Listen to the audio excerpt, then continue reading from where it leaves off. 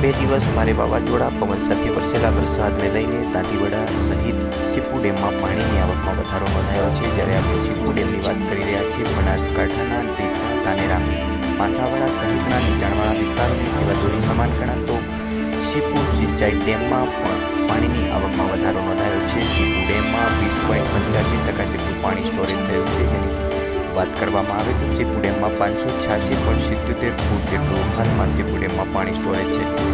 જેની સામે સીપુ ડેમમાં હાલમાં પાણીની આવક નીલ બતાવવામાં આવી છે। ઉપરવાસમાં વરસાદના વિરામ થતાં પાણીની આવક સીપુ ડેમમાં નીલ થઈ છે।